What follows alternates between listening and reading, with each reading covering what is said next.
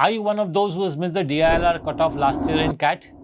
Or are you one of those who does not know how to study DILR because you get so lost, there is no pattern to it, no proper syllabus to it? Well, then this video is definitely for you. Let's first break this video into two parts. The first part we'll talk about, it will be for those students who have taken the CAT last year and missed the DILR cutoff. They had worked hard, they had done everything, they had practiced that n number of sets which I recommend and still not cleared the DILR cutoffs. And the other part of the video will be for those maybe who had taken CAT, not practiced enough DILR, or are going to take CAT 25 fresh. So let's start with the first part. To book a free one-on-one MBA counseling online or at any IMS center, check out the link in the description box or the pinned comment below. By the way, I've also created a similar video for Quant. I hope you have seen it. If you haven't seen it, we've put it in the I button over here. You can click and watch that video too. Now, let's come to the first part. The first part, we will talk about those students who had practiced enough last year. Now, what do you mean by enough? I normally recommend that you solve around 400 to 500 sets in the whole year. If you feel you have done that, that is enough. Now, that number could be a little bit different for everybody. Where does this number come from? I normally say that if you're preparing for 1.5 years, you're one of those who've started very early and prepared for 1.5 years, you can easily do one set a day and keep doing that till the day of the CAT and you would do well in DILR. And now just keep breaking it up. The later you start, you might have to do 2 sets a day, 3 sets a day, or even 4 sets a day. So let's talk about those who have done those 400, 500 sets and still not cleared the cutoff. Let's try and understand what mistakes you could have made last year. The first problem which could have happened last year was because the DILR section comparative to the last 5-6 years suddenly became very easy. Now, people who don't understand the CAT exam would say, how is that possible? If the paper was easy, they should have done better. No, it doesn't always work like that. So it is like cricket, when you go to a pitch, say if you've gone to a Chennai pitch where you know that the scores are always very low in the IPL. The pitch is a slow pitch and it's a turning pitch. People don't score too much. You prepare only for a 165, 170 and you feel that you get a 165, 170 in the IPL, you'll do well at Chennai. But what is suddenly the pitch that day is not the slow, it's not a turning pitch and it was a 220 pitch. And you get stuck only with 165 and the opposition chases it easily. Maybe that is what happened to you with DILR. That in DILR, what could have happened was you were expecting to solve only 1.5, 2 sets and you thought that you would clear the cutoffs easily. Now that did not happen because the cutoffs were slightly higher. Because the test was much, much easier. So that's one part to it and that is the reason you might have missed the cutoff. The second and the most common problem is, people solve sets. They are able to solve a set. They are able to say, okay, if given 20 minutes, 25 minutes, I'm able to solve a set. But they are not able to select the correct sets.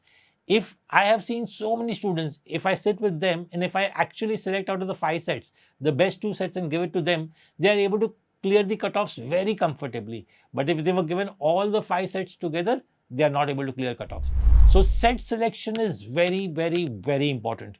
We've already put up a video on the IMS portal on how to select DILR sets. Maybe I'll do one video later also on YouTube for this, how to select DILR sets. Finally, it is about information. How do you interpret information?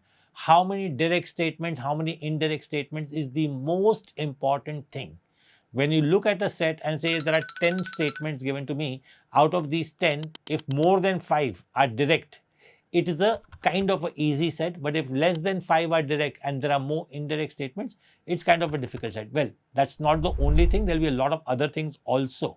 So just don't take that one thing as a benchmark. So what you should be doing now, up till now, these are the things which could have happened with you last year. What should you be doing? You should be practicing in the same way. Very frankly, in DILR, there is no concepts to be revised again, no new concepts to revise, except maybe Venn diagram and tournaments, the couple of things which you can revise. But otherwise, there are no concepts, so you need to keep solving. Now, one very, very, very important thing for you. In DILR, you cannot solve the same material which you solved last year. So remember that, and hence you need to solve fresh material.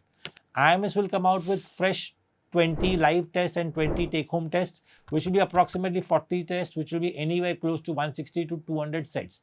So these 160 to 200 sets will definitely be fresh. Okay. Otherwise, you can depend on a book or some other material which a friend of yours has or whatever. And in DILR, always notice one thing, that there is no good or bad material. All material somewhere or the other is either slightly difficult, slightly easy, very difficult, whatever. Doesn't matter, because the set that will all get ironed out throughout the year. What you need to be careful about is only solve those sets for which you have a good quality solution available. When I mean quality solution, I don't always say it doesn't have to be a video solution. If it's a video, great, but at least good written solution should be available, because if that is not there, it will always be a problem. The other things you can do is obviously solve all the past CAT papers from CAT 2017 onwards till 24, and you would have maybe 100, 120 sets there also. CAT papers from 2003 to 2008 are also available, and they also give you very good quality DILR sets. So all those things are available. You can take that and solve that also. You can also look at some other tests like XAT, old IFT papers, and especially DI is very good in those IFT papers and all. So solving material, very important thing what I told you is fresh material. And whenever you sit to practice, don't start with one set. Make it like a section test. Take 4 sets and say, okay, out of these 4 sets, I am going to give myself 45 minutes and I'm going to decide in the first 10 minutes, I'm going to decide which are the best 2 sets to solve, or at least rate the sets 1, 2, 3, 4.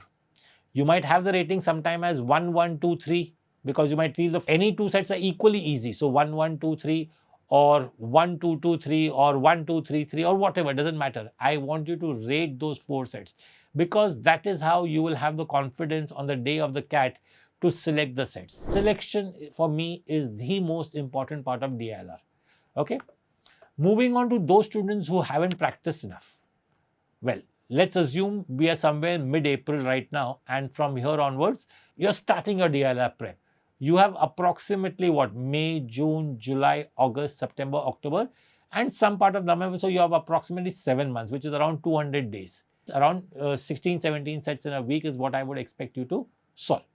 Now, 16, 17 sets, again, the important thing is what I just told earlier. When you solve the sets, say from mid-April to end of May, okay, the first 45 days, your first 90 to 100 sets, I don't care how you solve them. You're solving them one at a time, you are taking 20 minutes, you're taking 30 minutes, sometimes whatever, doesn't matter. It's okay. Just keep solving. Okay, after you finish your first 100 sets, start planning better. Okay, now what is that plan you should have? Again, you should always sit down with 4 to 5 sets together, rate them, and then start solving them. Yes, solve the easy ones, medium ones, and the difficult ones also, but the very difficult ones, it's always okay to leave them. If you feel a set was very difficult, please don't go back to it ever. Leave it. No point wasting your time too much over it. Next, what you do is that once you start finishing these 5 sets ka group you take and you start finishing them, start making a group with some friends. It's always easier in DILR to study if you have a group.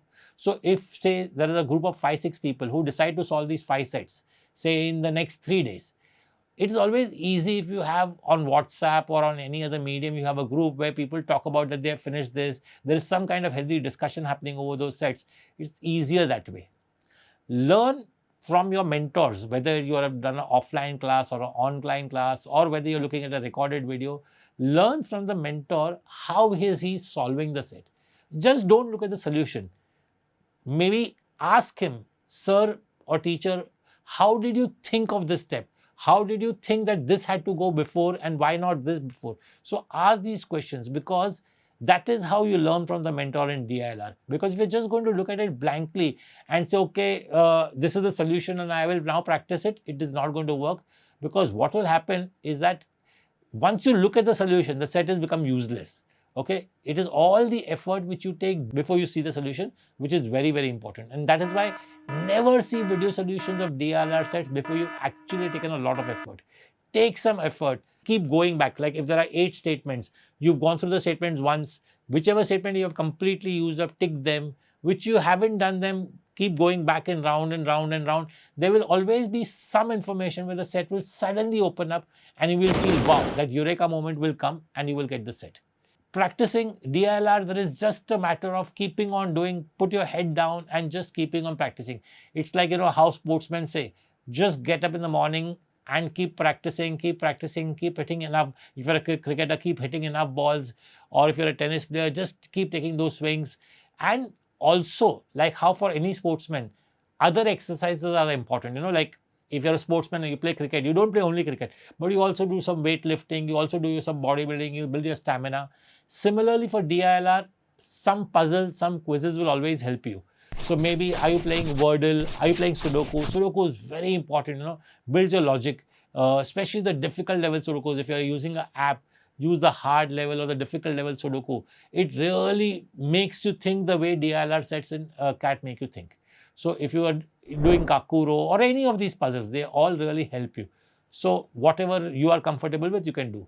So these are the things you can do to improve your DILR. Well, I hope this video helps you understand how you work on DILR. If you have more queries, you can put it in the chat box. I will be happy to answer them. And as I said, I hope you've gone through the quant video also, similar quant video also we have done. Best of luck. Thank you.